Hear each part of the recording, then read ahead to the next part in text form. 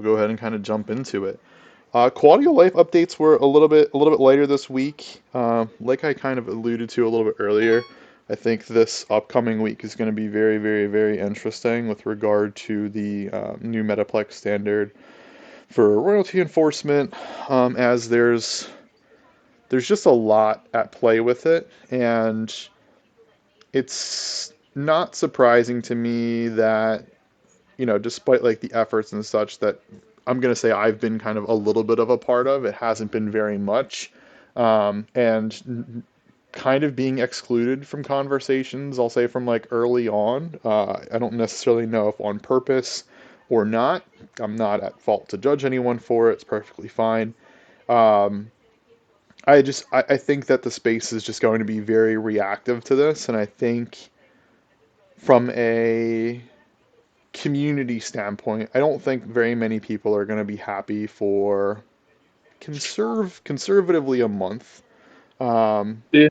we'll see how little that is actually true from a timings perspective. But anyway, it's a long-winded way of me really kind of saying that um, Dev's been super super busy trying to make as many people happy in order for us to still have, an exposure ability, or however you want to look at it, for the default allow list that Metaplex is going to start with, and then who knows what it's going to turn into in the future. Um, we'll kind of see how that goes. But anyway, as far as quality of life updates that we were able to kind of get out this week, as far as Foxy Lend goes, now I'll display your listing price. Some people were asking about, not knowing how much they're listed for. Now it shows you that way if you want to delist it or change it, like you can. But that can be helpful for folks just to get an idea of where they sit from a competitive standpoint with everyone else that's in Foxy Lend. For the raffle leaderboard, one of the enhancements that we added to it was giving the ability for you to filter the total leaderboard instead of all-time volume to also include a 1 day and 2 week time frame. Again, just to make life easier on people to, kind of see who's been recently active and participating and all that kind of fun stuff, as that's very important. Someone did make the suggestion to us today to kind of add your own rank to it at the bottom if you're not in the top 10, essentially to give you an idea of where you stand for that time frame. I love it. So most likely we'll get that added. It's just a fact of when, based on, again, of all the things that are going to be taking place this week. So I think that'll be a good enhancement to raffle, and should be a pretty good ad. 5バットいうことと、あちゃん、I'm gonna ね。mute you, Taco. Sorry about that. Let's see. Last point here is snapshot. We've now included multi-sig on it. Squads, I think, is the specific multi-sig that we had integrated into it.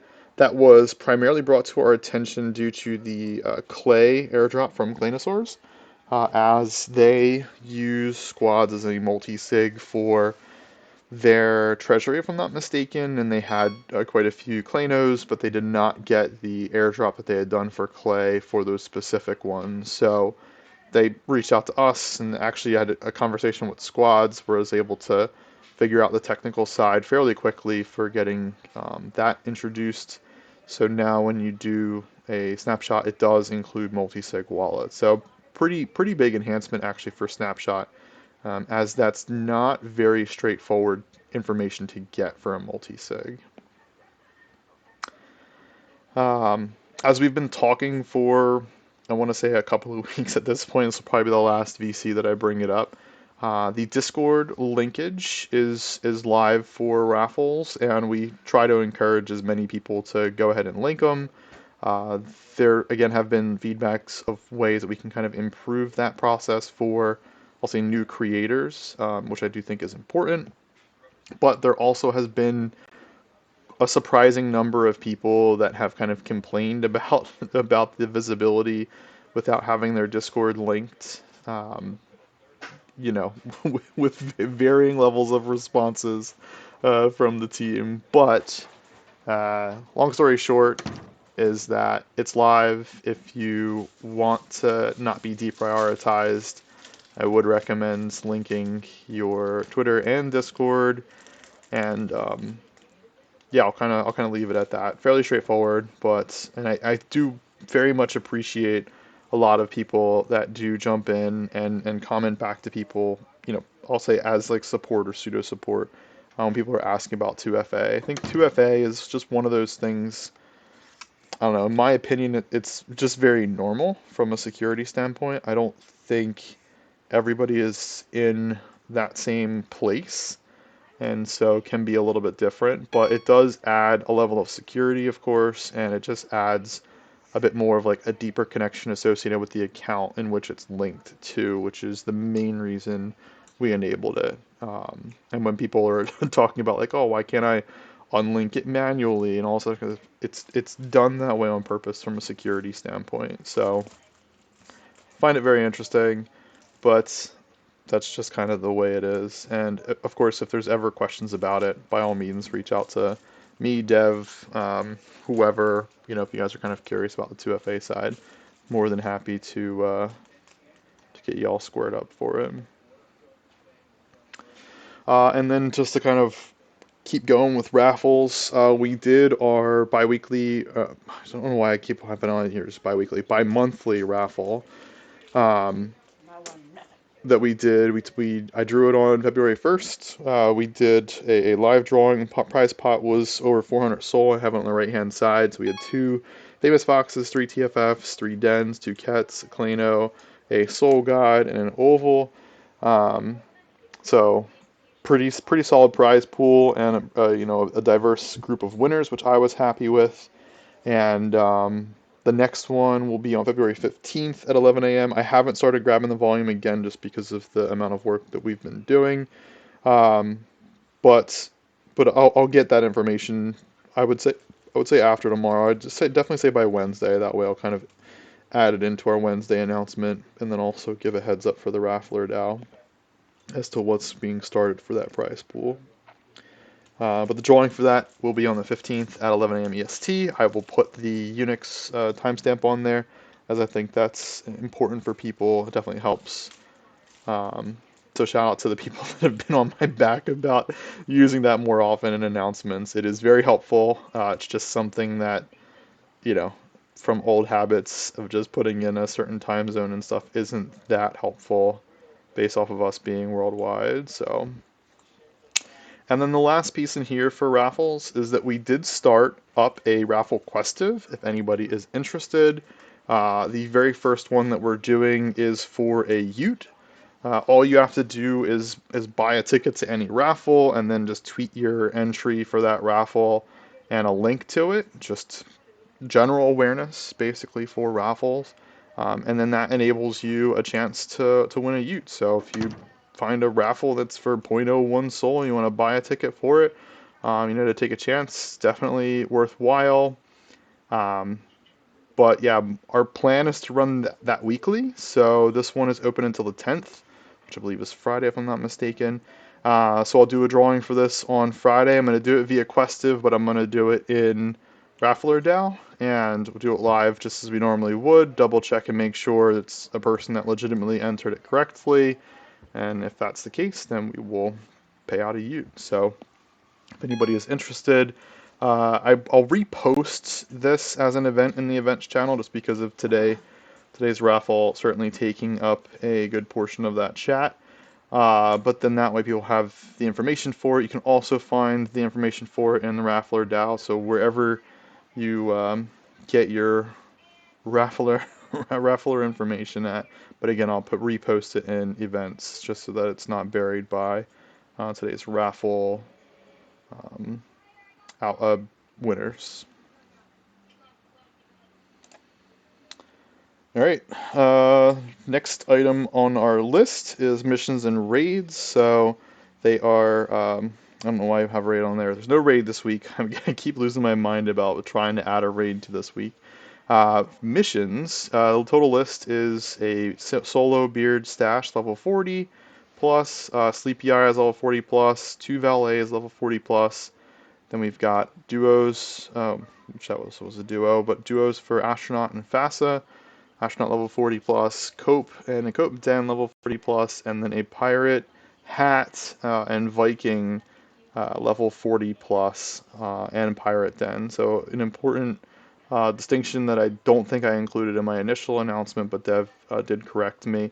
The reason for doing the head trait only is based off of how the contract actually works. So us verifying a specific trait for one fox, we have to make sure it's makes up that half of the requirement, if that makes sense. So in theory, if I pick, a pirate eye, it won't necessarily know that it's an actual pirate fox for like that side of the requirement because it's checking both eyes and heads, and so it might think that it's incomplete. So that's why we do head trait for both of them. So I apologize if that was confusing for some people.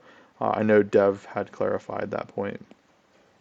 I did also get, and I'll divulge for like a second here, not to go super deep into the details of it, because of course I think it's going to evolve based off of how we kind of start this off with. But I did get a question surrounding basically why, like in this one, if I own like a Viking hat fox, why is it so much more complicated for me to go on a mission compared to a Sleepy Eyes fox. At the end of it, we really have like a list of all the missions that are available. We look at the traits that have come out over the past, give or take, 8 weeks, and to try to not replicate those specific ones. But then we also have to do a kind of a combination of solo, duo, trio missions to not only get more foxes involved, but to also make sure we're kind of covering all those traits. So, like as an example here, us including Viking in with pirates and a pirate den basically means like over the next 8 weeks, like we might not put a duo Viking or a solo Viking, like just because we literally are putting Viking into the one today. So that's kind of just the way we go about picking these to make sure there's good variety to it, kind of hitting all the traits, doing different combinations of solo, duo, trio. It's not done in a randomized fashion. I know some people are like not happy with that, but it's a little bit tricky to do it in a randomized fashion based off the complexity of the design. But what I will put in as a caveat is that our plan going forward, once we put out more information for folks to kind of dig into, is to allow for a more variety of options for missions, specifically for different levels, both lower where we're at and higher. And then also having like tier requirements for them and giving out higher rewards for higher tiered foxes. So it's kind of a really big, elaborate plan. It's not super simple to kind of give all the details out about it, but the main objective is to improve the current system for scalability and inclusion for people that might come into our ecosystem that haven't been a part of it.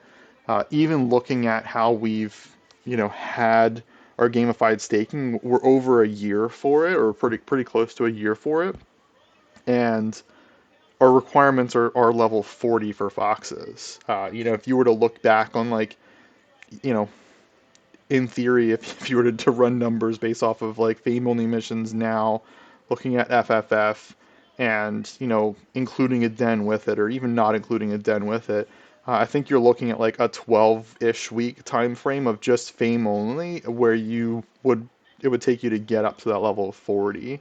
And that's over the last year that we've really had these missions available. So we want that to be more scalable. We want foxes to be able to, go on more advanced missions, get better better prizes, more chests, or kind of a scalable reward to it. And just in like our current system, it's not that scalable because of the way we kind of set up the rewards. It's like if we were to offer a second chest as an example, I mean that's a massive, a massive, massive difference right now going from one to two. based off of like the current chest emission. So that's what I would kind of leave here. I'll definitely field questions as best as I can around it, but I just want to give like a little bit of a leeway to kind of set up when we kind of push out our bigger plan with it, that people kind of understand a little bit more of the method of the madness to it. And, by all means, it's not like a hard and fast, like, this is exactly how it's going to be set up. There's going to be a little bit of ebb and flow around, feedback and how people kind of see it. So I'll kind of throw that out there. But but it is a bigger plan. It's been something we've talked about. We've had a group discussion open for, I want to say, almost a few weeks at least, or a couple of weeks at least, that we got some really good feedback from.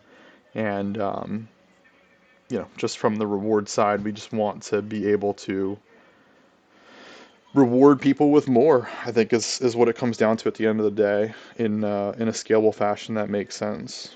As as we've as we've kind of seen, the actual chest way that we have it set up for right now is not particularly scalable for what we've been creating. And so on that happy note, yeah, the chess update. I know we talked a little bit about it earlier. Current chess will be replaced on the 16th. Again, just to give a better understanding from that timing scale. Chess will go out as normal this week, so from the 4th until the 9th. I'm sorry, from the 5th until the 11th. There is the chance that people might not start missions until the 9th, so you might go until the 15th on your mission. So anyone that's on missions this week, so between now and Thursday the 9th, you will get normal chests as they stand. Um, this coming weekend, the plan is to change up the way in which the chests will be emitted, and those will start coming out to people starting on Saturday the 18th. Um, and then basically the goal would be for people that have current chests, current regular chests, non-raid or rare chests, would be to open them prior to the 16th. And then, then the new chest system would kind of go in place. So I know I just copied the message that you put out in our announcement, so just be sure to redeem your chests if you have foxes out on missions this week that are coming back um, by the 11th to the 15th. And then the last item I have in here is just our raffle that went on today. So congratulations to all of you that had won. I didn't. I was hoping that I did. That way I could throw a little bit a little bit of, I don't even know if you'd call it like shade or what have you, over to Alkine, because I bought some of his rare chests and had gotten a famous gem from one of them last night. Um, but uh, but I did not win any prizes today. But shout out to anyone that did. We had over 1,000 stolen prizes. At least at the time that we had written it up, it was over 1,000 stolen prizes. I have no idea what happened to the floor price on all the things that were in it, as we had a ton of things on there. But we did also include a bunch of Foxy that also went out to some people as well. And, just wanted to give a shout out to everyone that had purchased into it. It was quite interesting to see the difference. I think from our burn rate, December was greater, but it could all be just based off of emissions and all the other things that are going on, and people hoarding Foxy for one reason or another. But yeah, I think we burned pretty close to 4 million. I think it was 3 point something million from this particular raffle. So I was definitely excited for that. And yeah, hopefully you guys had won some pretty fun stuff. But yeah, let me see if there's any questions that folks are pinging me about. And What's Interact, just to clarify, the raid chests are not resetting or expiring. correct? That is correct. Yeah, raid chests right now are pretty OP, and based off the number that are out there and the number of slots, even with us increasing it to 125 per raid, there isn't a concern about them.